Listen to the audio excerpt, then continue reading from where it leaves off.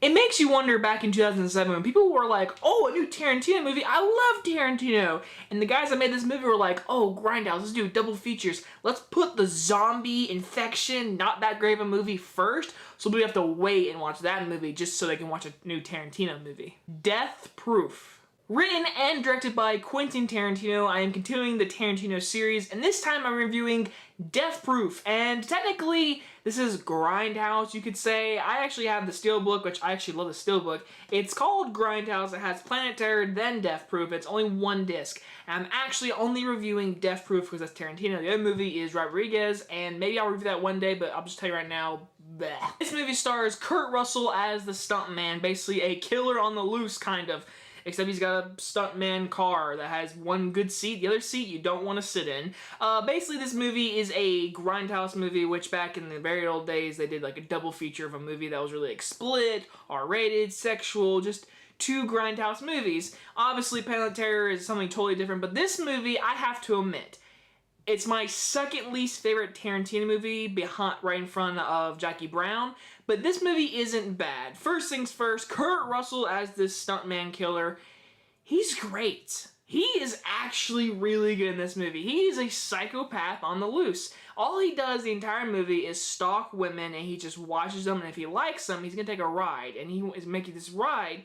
He's in his driver's seat, and there's like this little barrier, and then on the other side with no seatbelt, and him being a stuntman, he knows how to move that car forwards, backwards, upside down, through walls, through other cars. He knows how to kill you just by you sitting in a different seat. And it's brutal, and it's definitely Tarantino just letting loose. Also, the first half of this movie is filmed in granite version. Basically, the whole half of the first movie is very granite, like the scenes are very staticky and basically static and popping up little parts where it goes like white for a quick second. Like, it's very old-fashioned movie. But like I said, this movie to me is what is entertaining. It's just not his best movie because to me it's really more of a, hey, let's show a bunch of people get ripped in half by a car and a girl get hit by a wheel and her leg popped off, and let's do really cool stunts with a cool car chase. To me, there's not a lot of meat to this movie. It's very simple, but it's not very elusive, if you ask me. Now, like I said, the movie's entertaining as heck. Kurt Russell's great. I love Rosario Dawson. Zoe Bell, who's actually a stuntwoman in real life, plays a stuntwoman in the movie, who at the very end, these three women are basically trying to kill him. They're like, hey, we're tired of you killing these ladies. We're gonna come after you and kill you. And it's one of the best chase scenes I've ever seen in a car because of the cinematography.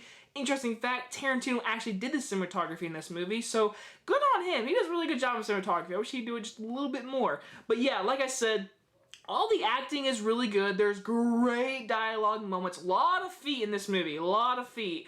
A really good striptease scene, which is very enjoyable. Again, the movie is a very just shove popcorn in your mouth, enjoy this dialogue, enjoy this really cool car chase scene. It's like an hour and 50 minutes long. It goes by really quick.